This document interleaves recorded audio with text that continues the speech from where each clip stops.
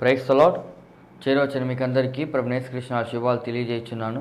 ఈ దినము కొరకు ఏర్పాటు చేయబడిన లేఖన భాగము అపోస్తుల కార్యములు 20వ అధ్యాయము 3వ వచనం.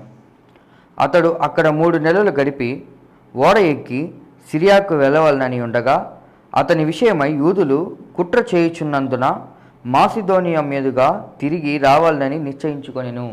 Praise the lord. దేవునికి స్తోత్రం. హల్లెలూయా, హల్లెలూయా, హల్లెలూయా, స్తోత్రం. మన ప్రభువును ప్రియరక్షకుడైనటువంటి నజరేయుడైన యేసుక్రీస్తు దివ్యమైన నామంలో శాంతి టీవీలో ప్రతిరోజు ఉదయం 8 గంటల నుంచి 8:30 వరకు, సాయంకాలం 4 నుంచి 4:30 గంటల వరకు ప్రసారమయ్యేటువంటి ఆయన హెచ్చవలసి ఉన్నది హీ మస్ట్ ఇంక్రీజ్ అనేటువంటి అనుదిన వాక్య వ్యాఖ్యాన కార్యక్రమానికి మిమ్మల్ని మీ కుటుంబ సభ్యుల్ని, స్త్రీలను, పురుషుల్ని, యవనస్తుల్ని, చిన్నల్ని, పెద్దల్ని అందరినీ ప్రేమపూర్వకంగా ఆహ్వానిస్తున్నాం.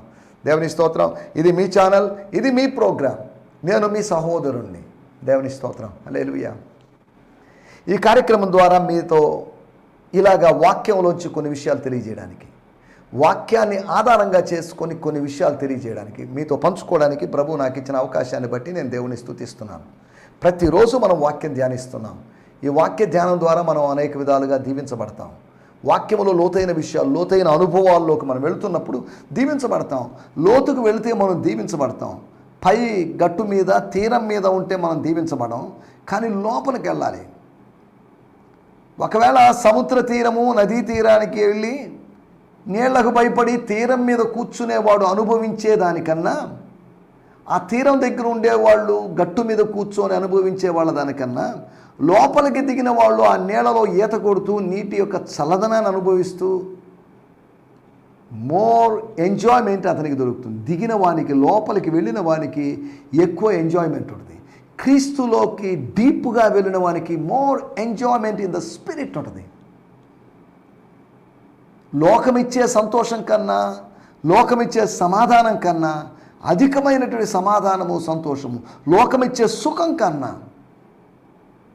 దేవుని వాక్యం ఇచ్చేటువంటి సుఖం, దైవ సాన్నిధ్యం ఇచ్చేటువంటి సుఖం. లోకము మనకు ప్రెషర్ని ఇస్తుంది, కానీ దేవుని వాక్యం మనకు ప్లెజర్ని ఇస్తుంది. మనకు కావాల్సింది ప్రెషర్ కాదు, ప్లెజర్ కావాలి. మనకు కావాల్సింది ప్రెషర్ కాదు, మనకు కావాల్సింది ప్లెజర్ అండ్ ట్రెజర్ కావాలి. కానీ మనం we are not under the pressure of some things, from some financial problems or any problems, but we are under the pleasure of grace. కృప యొక్క ఆనందంలో, కృపానందంలో మనం ఉన్నాం. కృప ఇచ్చేటువంటి ఆనందంలో ఉన్నాం. దేవుని స్తోత్రం. హల్లెలూయా. నిన్నటి ఎపిసోడ్లో మనం నిశ్చయితను గురించి మనం మాట్లాడుకున్నాం. మన జీవితాల్లో కూడా నిశ్చయిత లేకుండా మన ఇష్టానుసారంగా నడిపించబడుతూ ఉన్నప్పుడు ఒక నిశ్చయితను గురించి దేవుని వాక్యం చెప్తుంది. కన్ఫర్మ్డ్గా, డిటర్మైన్డ్గా, ఒక డెసిషన్ తీసుకునేవాళ్ళుగా, తీర్మానం తీసుకోలేని పరిస్థితిలో ఉండకూడదు. తీర్మానం తీసుకోలేని పరిస్థితిలో ఉన్నవాడు తడబడుతూ ఉంటాడు, తప్పటడుగులు వేస్తూ ఉంటాడు, తీరాన్ని చేరుకోలేడు, వాడు తడువులాడుతూ ఉంటాడు, వాడితో ఇబ్బంది. కానీ ఒక డెసిషన్ తీసుకున్నవాడు ముందుకు సాగగలడు. రూతు ఒక తీర్మానం తీసుకుంది. అత్తమ్మ ప్లీజ్, తల్లి లాంటి అత్తమ్మ, లేకపోతే ఆత్మీయ తల్లి గారు, నేను ఓర్పా లాంటి దాన్ని కాదు, ఐఎమ్ డిఫరెంట్ ఫ్రమ్ ఓర్ఫా. ఆమెతో కలిసి నేను 10 సంవత్సరాల కాపురం ఉండొచ్చు, స్నేహం చేసి ఉండొచ్చు, కానీ ఆమెలాగా కాదు. We both are different. కాబట్టి ఆమె వెళ్ళిందని నేను వెళ్ళాలని రూల్ ఏం లేదు. ఆమె వెళ్ళకూడదు, వెళ్ళింది. కానీ నేను కన్ఫర్మ్ అయిపోయాను, ఫిక్స్ అయిపోయాను, నేను ఇక్కడే ఉండాలని, నేను నీతో ఉండాలని. అదేంటమ్మా అది? నాతో ఉంటే నీకేం లాభం? ముసల్దాన్నైనా నేను, నాతో ఉంటే నీకేం లాభం? నాకు వేరే కుమారులు లేరు. కాబట్టి అమ్మాయి తీసుకున్న తీర్మానం, ఓర్పా తీసుకున్న తీర్మానమే మంచిది. I appreciate Orpah. ఓర్పా అడుగుజాడల్లో నడవమని నయోమి గారు రూతును అడిగారు. నో, తను చెప్పింది, నేను నీ వెంటే వస్తాను, నీ జనుడే నా జనుడు. ఎప్పుడైతే మ్యారేజ్ చేసుకుని మీ ఇంట్లోకి వచ్చానో అప్పటి నుంచి నా తీర్మానాలు మారినాయి. ఇది నా అత్తగారి ఇల్లు కాదు, ఇది నా అమ్మగారి ఇల్లు, ఇది నా సొంత ఇల్లు. ఇక్కడ విషాదం జరిగిందని ఇక్కడ నుంచి వలస వెళ్ళను నేను. ఇక్కడ విషాదం జరిగిందని, ఇక్కడ మరణం జరిగిందని మరలి వెళ్ళిపోను నేను. ఎప్పుడెప్పుడు వెళ్ళాలని ఎదురు చూస్తూ ఓర్పా వెళ్ళిపోయింది. కానీ ఇక్కడే ఉండిపోవాలని ఫిక్స్ అయిపోయాను నేను. ఇక్కడే ఉందాం అనుకున్నాను. కానీ నువ్వు వెళ్ళాలన్నావు, బెత్లెహేముకి వెళ్ళాలన్నావు. బెత్లెహేమును గురించి తన భర్త చెప్పడం వినుంటుంది. బెత్లెహేమును గురించిన కథలు, బెత్లెహేము దావీదు పురంగా మారడం, లేకపోతే దావీదు పురంగా ఏర్పాటు చేయబడ్డాం. రాబోయే రోజుల్లో మెస్సియా అక్కడ జన్మిస్తాడనే విషయాలు, ఆ చారిత్రాత్మకమైనటువంటి, ఆ ప్రవచనాత్మకమైన స్థలంలో తాను ఉండాలని ఆశించింది. అది వీలు పడలేదు. ఆశించి ఉండొచ్చు. కానీ ఒకరోజు ఆ బెత్లెహేములోని శ్రీమంతుల్లో ఒకడైనటువంటి, సంపన్నుల్లో ఒకడైనటువంటి ఒక వ్యక్తి భార్యగా ఆ ఊళ్ళో నివసించడానికి అన్ని జనుల్లోంచి వచ్చినప్పటికీ కూడా ఇప్పుడు ఈమె అన్యత్వాన్ని ఎవరు ప్రశ్నించడం లేదు. రాహబు యొక్క అన్యత్వాన్ని ఎవరు ప్రశ్నించడం, ఆమె ఎవరండి, విదేశీరాలండి, ఆమె బయట ఆమండి, ఆమె అన్యురాలండి అని ఎవరు అనడం లేదు. ఆమెను she was adapted into Jewish culture. She was adapted into among the people of Bethlehem. దేవుని స్తోత్రం. ఇశ్రాయేలు ప్రజల్లో ఒకటిగా తాను ఎంచబడింది. అన్ని జనురాలే, కానీ అలా ఎంచబడింది. ఇద్దరు అన్ని జనులను మనం గుర్తు చేసుకున్నాం, రాహబు, అంతేకాకుండా రూతు. వీళ్ళిద్దరు అన్ని జనులు అయినప్పటికీ కూడా అనేక మంది ఆత్మీయులు అనబడిన వాళ్ళకన్నా శ్రేష్టమైన ఆశీర్వాదం పొందుకున్నారు. దేవుని స్తోత్రం. హల్లెలూయా. మనం ఇక్కడ ఆలోచిస్తున్న విషయాల్లోకి వచ్చేద్దాం. నిన్న నిశ్చేతన గురించి ఆలోచించాం. రూతు యొక్క స్ట్రాంగ్ డెసిషన్ ఆమెను ఒక డెస్టినీకి చేర్చింది. Her decision took her to a destiny. ఒక గమ్యానికి ఆమెను తీసుకుని వెళ్ళింది. దేవుని స్తోత్రం. నీ నిశ్చయిత నిన్ను నిత్యత్వానికి తీసుకుని వెళ్తుంది. యేసు కోసం నువ్వు తీసుకున్నటువంటి తీర్మానం, ఏమండి నేను ప్రభువుని నమ్ముకుంటాను, నేను బాప్తిజం తీసుకుంటాను, నేను మారిపోతాను, నేను ఇక్కడి నుంచి మందిరానికి వస్తాను అని నువ్వు తీసుకునేటువంటి తీర్మానం నీ లైఫ్ని శాశ్వతంగా మారుస్తుంది. శిష్యత్వపు పరిచర్య గురించిన నిశ్చయత మనకు కలిగి ఉండాలని, రాబోయే రోజుల్లో వచ్చేటువంటి ఏ ప్రభుత్వం గురించి అయినా మనం భయపడాల్సిన అవసరం లేదని, ఇంకా కొన్ని రోజుల తర్వాత ఒక వారం తర్వాత ఫలితాలు, ఎన్నికల ఫలితాలు వస్తాయి. కేంద్రంలోనూ రాష్ట్రంలో జరిగే పరిస్థితులు మారతాయి. ప్రజలు గత ఎన్నికల్లో, అనగా ఈసారి జరిగినటువంటి ఎన్నికల్లో ఇంత ముందన్నడూ లేనంతగా ఓటింగ్ శాతం విపరీతంగా పెరిగిపోయింది. పోయినసారి కాకుండా అంతసారి 67% మాత్రమే ఉన్నట్టు ఓటింగ్ శాతం ఇప్పుడు అమాంతంగా 82% పెరిగింది. ఇంచుమించు 15% ఓటింగ్ శాతం పెరిగింది. హైదరాబాద్ నుంచి కూడా ఎన్ఆర్ఐస్ కూడా, ఆయా ప్రదేశాల్లో ఉన్న వాళ్ళు కూడా వచ్చి ఓట్లు వేశారు. ఎంత గొప్ప సంగతి చూడండి. ప్రజలు ఏదో మొట్టమొదటిసారిగా తమ ఓటు హక్కును వినియోగించుకుంటున్న వాళ్ళు ఉన్నారు. నా కుమార్తె, పెద్ద కుమార్తె షారోన్ మొట్టమొదటిసారి తన ఓటు హక్కును వినియోగించుకుంది.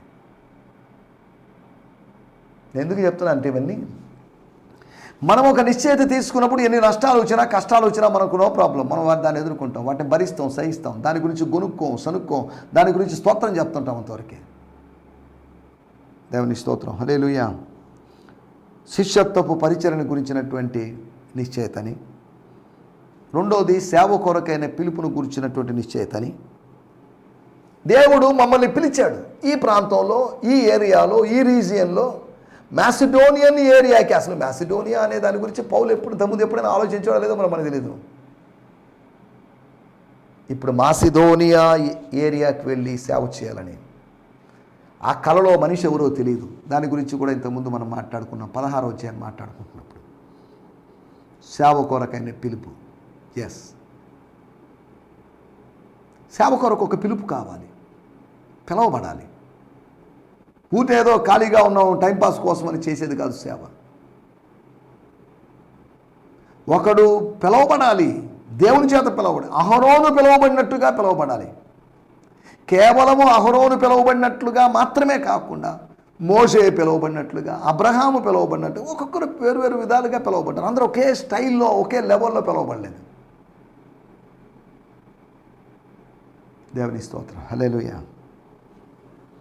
మూడో విషయాన్ని నేను మీకు జ్ఞాపకం చేస్తున్నాను. సహవాసంలో మనం ఎంతవరకు అంటే అంతవరకు ఉండాలి. అన్నిటిలో మితంగా ఉండము. ఈ రోజులో అన్నిటిలో మితంగా కాదు, అమితంగా ఉంటున్నారు.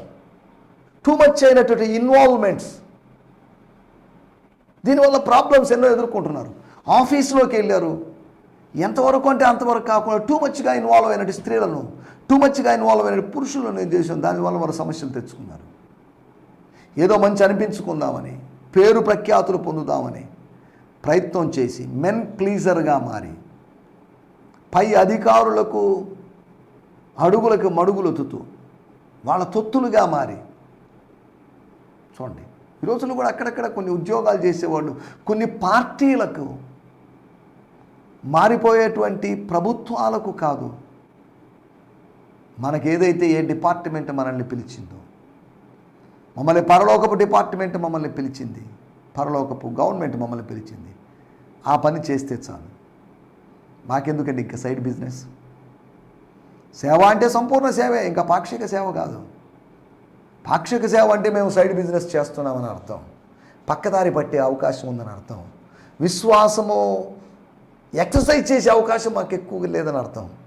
ఉద్యోగం చేసుకున్నాం అనుకోండి, ప్రభు మీద ఆధారపడే అవకాశం, జీతం కోసం ఎదురు చూస్తాం. ఒకవేళ ఒంటి నిండా నగలు ఉన్నాయనుకోండి, golden watch, golden ring, golden bracelet, golden chain, ఇవన్నీ ఉన్నాయనుకోండి, ఏదైనా ప్రాబ్లమ్స్ వచ్చిన వాటన్నీ కుదరబెట్టుకుని కాస్త డబ్బులు తెచ్చుకుందాం, మళ్ళీ విడిపించుకుందాం అనే ఆలోచనలో ఉంటాం. ఇవి లేనప్పుడు, ఇక వేరే ఆధారం లేనప్పుడు ప్రభు వైపు చూస్తాం, ప్రభు అనుగ్రహిస్తాడు. పరిచర్య అనేది విశ్వాసపు పరిచర్యగా ఉండాలి. వెలిచూపు వలన కాదు, విశ్వాసం వలన నడుచుకోవాలని దేవుని వాక్యంలో రాయబడింది. సహవాసంలో కొరింథీ సంఘస్థులతో ఎక్కువ అటాచ్మెంట్స్ వలన ప్రయోజనం లేదని పౌలు ఆత్మలో గుర్తించి చెప్తున్నాడు. ఏమండి, మీ పట్టణ విశేషాలు, మీ పాత జీవితం ఇవన్నీ పక్కన పెట్టేసేయండి, వాటి గురించి మళ్ళీ నాకు చెప్పొద్దు, వాటి గురించి మళ్ళీ ఎవరితోనూ అనవద్దు, ప్రస్తావించొద్దు. మీరు చేయాల్సిన పని ఒకటే, మీకు నాకు మధ్యలో, మీలో ఉన్నటువంటి యేసు, నాలో ఉన్నటువంటి యేసు, మీకు నాకు మధ్యలో ఉన్నటువంటి యేసు, సిలువ వేయబడినట్లుగా ప్రదర్శించబడినటువంటి యేసు, సిలువ వేయబడిన యేసు, యేసు మన మధ్యలో ఉన్నాడు. ఇద్దరు ముగ్గురు నామములు ఎక్కడ కూడుకొని ఉంటారో వారి మధ్యలో ఉంటారు. మీరు నేను చాలు. ఒక కొరింథీ విశ్వాసి, అపోస్తులుడైన పౌలు చాలు. This is enough. మన మధ్యలో మూడో వ్యక్తిగా ఆయన ఉంటాడు. ఒకళ్ళ ముగ్గురుంటే అక్కడ నాలుగో వ్యక్తిగా ఆయన ఉంటాడు. నలుగురుంటే ఐదో వ్యక్తిగా ఆయన ఉంటాడు. దేవుని స్తోత్రం, హల్లెలూయా. మీ మధ్యలో నేను ఇదేనండి, అనవసరమైన విషయాలని నేను ఇన్వాల్వ్ కాదలుచుకోలేదు. నేను ఒకటే అనుకున్నాను, క్రీస్తుని గురించి. మన ఇద్దరిని కలిపింది క్రీస్తు. భౌతికమైన బంధుత్వం కాదు, ఆత్మ సంబంధమైన బంధుత్వం.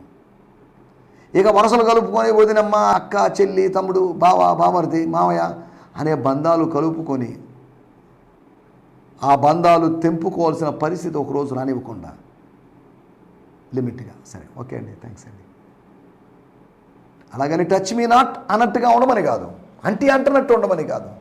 అన్నిటిలో తిమోతి మితంగా ఉండు, టూ మచ్ చేయకు. దేవుని స్తోత్రం, హల్లెలూయా. నాలుగో విషయం, ఇక ఎవరైనా సరే ఒక తీర్మానం తీసుకోవాలండి. డిసెంబర్ 31 గురించి కాదు. అది ఏంటంటే, జీవించువారు, ఇప్పుడు జీవిస్తున్నవారు, ఈ రోజు నుంచి, ఈ క్షణం నుంచి తమ కోసం కాదు, ఎవరి కోసం వాళ్ళు బతకడం కాదు, ఇతరుల కోసం బతకడం, క్రీస్తు కోసం బతకడం. ప్రతివాడు తన సొంత కార్యాలను చూస్తున్నాడు, ఎవడు ఇతరుల కార్యాలు చూడడం లేదు. ప్రతివాడు తన సొంత కార్యాలను చూస్తున్నాడు, క్రీస్తు కార్యములు చూడడం లేదు అని రాయబడింది. ముందు క్రీస్తు కార్యములు చూస్తూ తర్వాత ఇతరుల కార్యాలు చూస్తూ, మూడవదిగా మన కార్యాలు చూసుకుంటూ మనం వెళ్ళగలిగితే ఎంత అద్భుతంగా ఉంటుంది. ప్రాధాన్యత ఇవ్వడే మనకు ప్రాధాన్యత తెచ్చుకుంటాం. నో, ప్రాధాన్యత ప్రభువుకి ఇద్దాం. ప్రాణం అర్పించినట్టు ప్రభువుకి ఇద్దాం.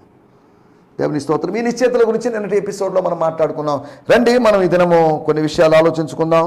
మన సమయం కొద్దిగానే ఉంది, ఇంకొక 12 నిమిషాల సమయం ఉంది. 12 నిమిషాల సమయంలో మనం కొన్ని విషయాలు మాట్లాడుకోవాలి. ఈ ఎపిసోడ్లో 1607 ఎపిసోడ్లో, అనగా ప్రభు కృపను బట్టి 1600కు పైగా ఎపిసోడ్లు చేయడానికి ప్రభు సాయం చేశాడు. అపోస్తుల కార్యములు 20వ అధ్యాయంలో ఉన్నాము. అందును బట్టి నేను ప్రభు నామాన్ని మహిమపరుస్తున్నాను. దేవుని స్తోత్రం. హల్లెలూయా.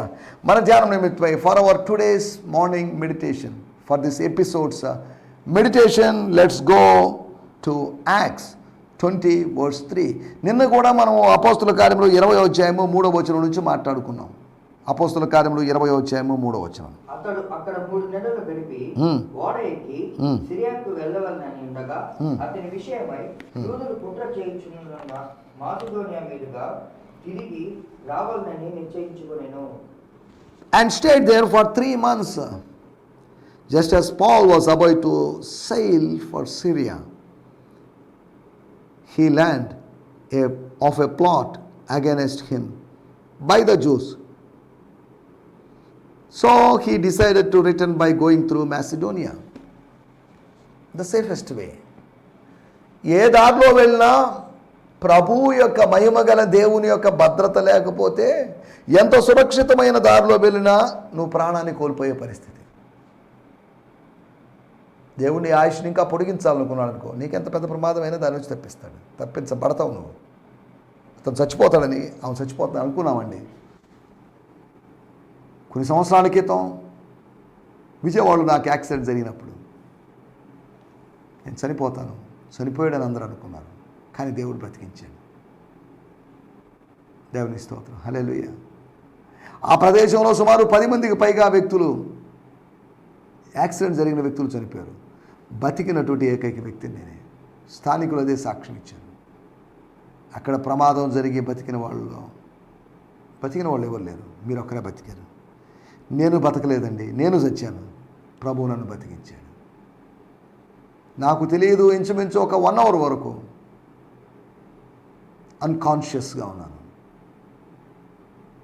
ఏం జరిగిందో నాకు తెలియదు. నేను అన్కాన్షియస్లో ఉండగానే నన్ను హాస్పిటల్కి తరలించారు. కళ్ళు తెరిచి చూసేసరికి హాస్పిటల్లో ఉన్నాను. దేవుని స్తోత్రం. దేవుడు అద్భుతం చేశాడు. దేవుడు నన్ను కాపాడాడు. ఇప్పుడు సాక్ష్యం ఎందుకు చెప్పాల్సి వచ్చిందంటే, దేవుడు మనల్ని ప్రమాదాల నుంచి కాపాడుతాడని తెలియజేయడానికి మేము ఇవన్నీ జ్ఞాపకం చేశాను. ఇక్కడ రాబడిన మాటలు మన టైటిల్ వర్ధిల్లనటువంటి ఆయుధాలు. ఆయుధాలు అని కాదు, సిద్ధపరచబడినటువంటి రూపించబడిన ఆయుధాలని కాదు, వర్ధిల్లిన ఆయుధాలని కాదు, వర్ధిల్లని ఆయుధాలు. స్తోత్రం. unprospered weapons that were not prospered. వర్ధిల్లనటువంటి అనగా ఫలించని ఆయుధాలు, పేలని బాంబులు, పేలని తూటాలు అని అన్నట్టుగా ఫలించకుండా పోయినటువంటి, ప్రయాసపడి తయారు చేయబడినప్పటికీ కూడా ఫలించనటువంటి ఆయుధాలు. ఫలించని ద్రాక్ష చెట్టు, ఫలించనటువంటి అంజూరపు చెట్టు, వాటి గురించి తెలుసు. ఫలించనటువంటి లేతే వర్ధిల్లనటువంటి, వర్ధిల్లడం అంటే విజయం సాధించడం, విజయాన్ని ఎవరికొకరికి ఇవ్వడం, శత్రువు నాశనం చేయడం. ఈ వర్ధిల్లనటువంటి ఆయుధాలు ఏంటి? వర్ధిల్లే ఆయుధాలు ఉన్నాయి. స్తుతి, ప్రార్థన, ఉపవాసం, వాక్యధ్యానం, పరిశుద్ధత, స్వార్థ ప్రకటన. ఈ ఆయుధాలు బలమైన ఆయుధాలు. These weapons are spiritual weapons. Praying, praising, or interceding, or preaching, casting out demons, healing in Jesus' name, the blood of Jesus. These are the spiritual weapons. Whoever uses these spiritual weapons will win in this spiritual warfare. దేవుని స్తోత్రం. హల్లెలూయా. వర్ధిల్లినటువంటి ఆయుధాల గురించి మనం మాట్లాడుకుంటున్నాం. చదువుదాం 20వ అధ్యాయము 1వ వచనం. ఆ అల్లరి అణగిన తర్వాత చాలే. ఆ అల్లరి అణిగిన తర్వాత, అణిచివేయబడిన తర్వాత, ఒకటి శత్రువు యొక్క ఆయుధము ఏంటి అంటే అల్లరులు, disturbance, mental disturbance, peace of mind పోగొట్టి మనల్ని డిస్టర్బ్ చేసేటువంటి పరిస్థితి. ఈ అల్లరిని దేవుడు అంతం చేస్తాడు. అల్లరి అనేది అపవాది యొక్క ఆయుధం. ఈ అల్లరిలో నుంచి దేవుడు మనల్ని కాపాడుతాడు. దేవుడు అల్లరికి కర్త కాడు, అయోమయానికి కర్త కాడు. God is not author of confusion. God is not author of uproar అని కాదు. Is not author of confusion. He's author of peace. విశ్వాసమునకు కర్తయు, విశ్వాసమునకు కర్త, the author of faith, author of hope, సమాధానకర్త. దేవుని స్తోత్రం. ఆథర్ ఆఫ్ పీస్, సమాధానకర్త, నిరీక్షణకర్త, ఆదరణకర్త. ఇలాంటి వేరు పేర్లు మనం చూడగలం. దేవుని స్తోత్రం. హల్లెలూయా. ఒకటి, అల్లరి అనేది వర్ధిల్లలేదు. అల్లరి వలన ఏం పరిచయం అండి? నా వల్ల కాదండి. 2 గంటల సేపు అర్తమీస్ మహాదేవి అని అరుపులు విని, బహుశా అక్కడ అరుపులు విన్నప్పటికీ కూడా చెవిటి వాడైనట్టు సౌలు లేదా పౌలు ఊరుకున్నాడు. అంతే. మనం ఇప్పుడేం మాట్లాడకూడదు, నోరు తెరవకూడదు. వీళ్ళు అనుకోని చెవిటివాడు అయ్యాడు అనుకున్నా నో ప్రాబ్లం. చెవిటివాడి ముందు శంఖ ఊదినట్టుగా ఉన్నామని వాళ్ళు అనుకుంటున్నప్పటికీ. దేవుని స్తోత్రం. హల్లెలూయా. ఒకటి అల్లరి, వర్ధిల్లిన ఆయుధం. రెండో విషయాన్ని నేను మీకు జ్ఞాపకం చేస్తాను. ఇదే 20వ అధ్యాయము 3వ వచనం. అతడు అక్కడ 3 నెలలు గడిపి ఓడ ఎక్కి సిరియాకు వెళ్ళవలనని ఉండగా అతని విషయమై యూదులు కుట్ర చేయుచున్నందున మాసిదోనియా మీదుగా తిరిగి రావాలి. కుట్ర పన్నుతున్నారు. They are plotting against Paul. అతనితో మనకి ఎందుకండి? ఓయమ్మ, ఇప్పుడు ఇంచుమించు 20 సంవత్సరాల క్రితం ఆయన ఏదో మారాడు, అతను ఏదో ప్రకటిస్తున్నాడు, మన మతాన్ని కూడా డ్యామేజ్ చేస్తాడు. సరే, మన మతాన్ని డ్యామేజ్ చేస్తుంటే అతన్ని తప్పబట్టి లాభం లేదు, మనోళ్ళకి బుద్ధి లేదు, మనోళ్ళు బలహీనులాగా ఉన్నారు. కొత్త మతం వచ్చేసరికి దాన్ని స్వీకరించారు. మనం ఏం చేయగలం? ఇది పౌలు తప్పని మేము అనుకోవడం లేదు, ఇది మా తప్పే అని వాళ్ళు భావించి వాళ్ళలో ఒక సెల్ఫ్ రియలైజేషన్ వచ్చిందో లేదో మనకు తెలియదు. సెల్ఫ్ రియలైజేషన్ యొక్క అవసరం ఉంది మనకు. దీనికి అంతటికి కారణం నేనేనండి, నేను ప్రార్థన చేయలేదు అని కన్ఫెస్ చేసుకుంటే, అనగా ఒప్పుకోలు చేస్తే మనం దీవించబడతాం, మనం వర్ధిల్లుతాం అని రాయబడింది. రెండో విషయం నేను మీకు జ్ఞాపకం చేస్తాను. కుట్ర. మనల్ని చూస్తున్నప్పుడు నవ్వుతూ ఉంటారు, ఓ ప్లాస్టిక్ నవ్వులు పూయిస్తూ ఉంటారు, ప్లాస్టిక్ నవ్వుల పూలు పూయిస్తూ ఉంటారు, కానీ వెనకాల గోతులు దవ్వుతుంటారు. వ్యక్తిత్వ హననం చేస్తుంటారు, దహనం చేస్తుంటారు. మూడో విషయం 20వ అధ్యాయము 6వ వచనం. పులియని రొట్టెల దినములైన తరువాత మేము ఓడ ఎక్కి ఫిలిప్పు విడిచి 5 దినములలో త్రోయకు వచ్చి అచ్చట వారి యొద్ద 7 దినములు గడిపితిమి. ఫిలిప్పీ పట్టణాన్ని మేము విడిచాం పులియని రొట్టెల దినములలో. అంటే ఏమనర్థం? యూదా మతం పూర్తిగా తుడిచిపెట్టబడలేదు, ఇంకా పులియని రొట్టెల పండుగ చేస్తున్నారు. అపోస్తుల కార్యములు 12వ అధ్యాయములో 3వ వచనంలో గమనిస్తే, ఇది యూదులకు ఇష్టమైన కార్యమని తెలుసుకొని పేతురును కూడా పట్టుకొనను. ఆ దినములు పులియని రొట్టెల పండుగ దినములు. దేవుని స్తోత్రం. అంటే ఈ 12వ అధ్యాయము 3వ వచనంలో చెప్పబడింది ఇంచుమించు ఒక 48, 46, ఇంచుమించు 14 సంవత్సరాల క్రితం జరిగిన విషయాలు. 14 సంవత్సరాల క్రితం వచ్చిన పస్కా. వీళ్ళు పస్కాని ఆచరిస్తున్నారు. పాస్ ఓవర్ని, పెసహా అని వాళ్ళ భాషలో చెప్పబడినటువంటి పండుగను ఆచరిస్తున్న దేవుళ్ళు రోజులు అవి మత సంబంధమైన రోజులు. ఈ టైంలో వాళ్ళని డిస్టర్బ్ చేయలేము.